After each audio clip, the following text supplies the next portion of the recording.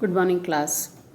Today, let us try to understand a very interesting story by a great Canadian writer, Margaret Atwood. The title of the story is Happy Endings, and it was published in the year 1983.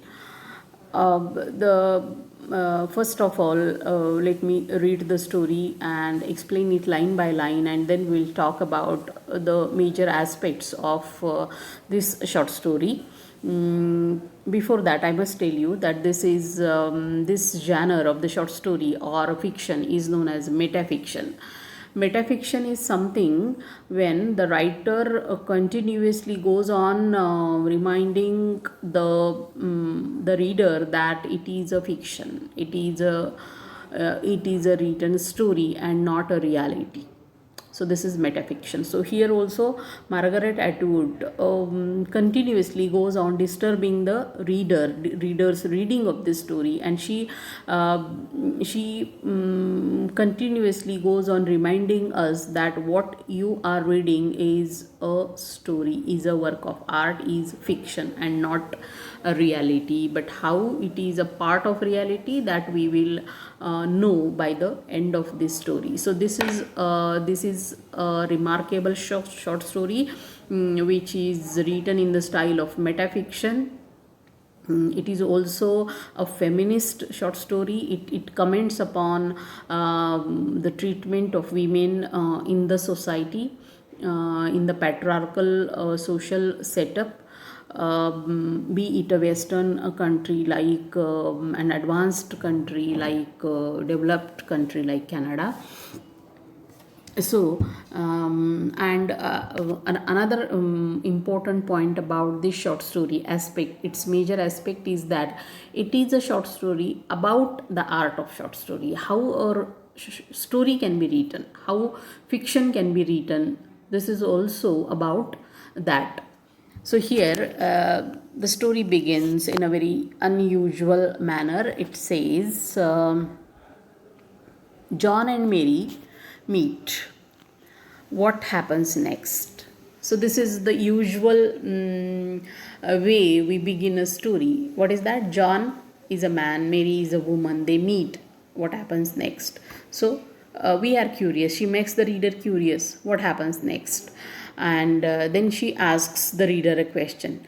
If you want a happy ending, try A.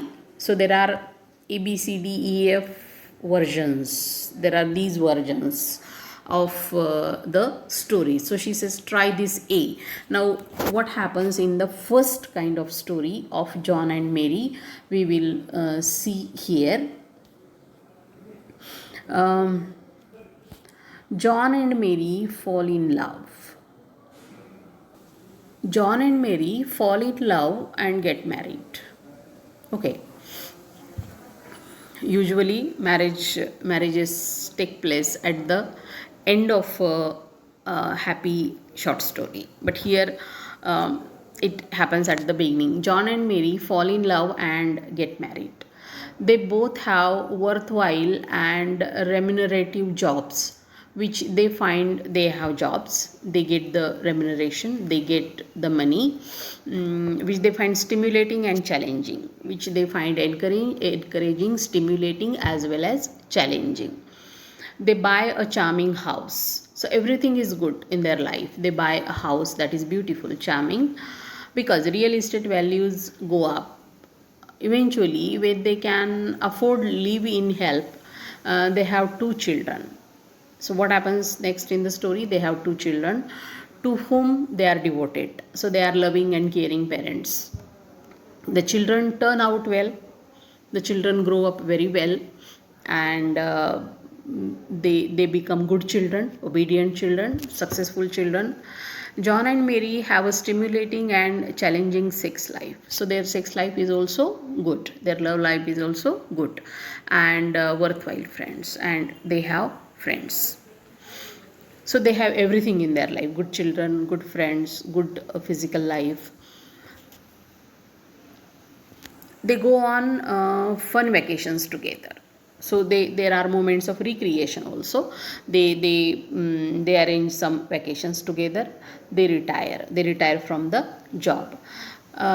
They both have hobbies. Okay. They are interested in many things. They have hobbies which they find stimulating and challenging. So look at this word, stimulating and challenging. This word gets into our reading repeatedly. The writer is using these words for most of their actions, for most of the aspects of their lives. They find it stimulating and challenging. So they have good jobs, they have good hobbies and all that. Eventually they die, and they turn old and they die. This is the end of the story. So this is traditionally this is how the stories end. But look at the tone of the writers. The tone of the writer, now this is the third person narration. The story is told by an omniscient narrator, right? The third person point of view is there, detached. The writer, the narrator is not involved in the story. The writer has no feelings for the characters in the story. So she just goes on telling the story in a detached manner, indifferent manner, in a clinical way. Right. Now, the next story, that is B. Mary falls in love with John, but John doesn't fall in love with Mary. Okay, Mary is in love with John, but John is not in love with Mary. He merely uses her body for selfish pleasure. There is no love in John for Mary, but he uses her body, she says. Now, this is very shocking. This is very troubling. Selfish pleasure and ego gratification. Gratification, satisfaction of a tepid kind. He comes to her apartment twice a week. So, twice a week he comes to Mary. She cooks for him dinner, she cooks food for him. You will notice that he doesn't even consider her worth the price of a dinner. So, he neglects all her efforts, all her love. And after he has eaten dinner, he fucks her, and after that he falls asleep. So they have sex and he falls asleep while she does the dishes. So she cleans the dishes, so he won't think she's untidy. So she goes on working till late in the night, and her expectation is that, her fear is that he will not consider her as an untidy woman. Having all these dirty dishes lying around, and puts on fresh lipstick. So she wakes. She is awoke late in the night. She cleans the dishes and puts fresh lipstick on her lips, so that she will look good when he wakes up. So she is doing everything to please him. But when he wakes up, he doesn't even notice. But he ignores. He neglects her. He puts on his socks and his shorts and his pants and his shirt and his tie and his shoes. So he puts on everything. The reverse order from the one in which he took them off. So he had taken all these things off the last night. Now he puts them on. He doesn't take off Mary's clothes. So he's not interested in her. She takes them off herself. So she is doing everything for him. She acts as if she's dying for it every time. Not because she likes sex exactly, she doesn't, but she wants John to think she does, because of they do it often enough. Surely he will get used to her. So she pretends that she likes physical relationship with him only to get him involved in herself, so that he should come to her regularly, so that he will come to depend on her and they will get married. So she expects that he will marry her if she goes on trying to please him repeatedly.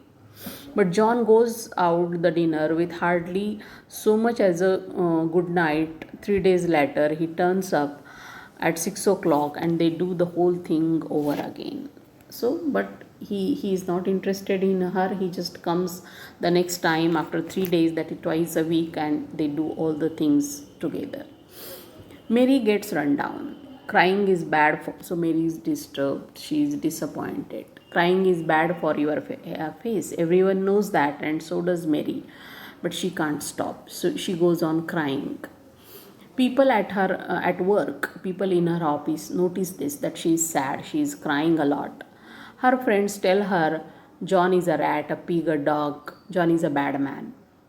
He isn't good enough for her, and John is not good for Mary. They tell her, but she can't believe it, because she does not want to believe that, and she thinks inside John, she thinks is another John who is much nicer, and she's waiting for that John. So she's hopeful, she's optimistic about John's character. This other John will emerge like a butterfly from a cocoon, a jack from a box, a pit from a prune, if the first John is only squeezed enough. And she hopes that if this first John, this outer external John goes away, then that inside, the John inside, who is a very nice man, will come out. One evening, John complains about the food, and one evening he says that the food is not good. He has never complained about her food before, and this is for the first time he is complaining about the food, and this hurts Mary. She feels sad. Her friends tell her they have seen him in a restaurant with another woman.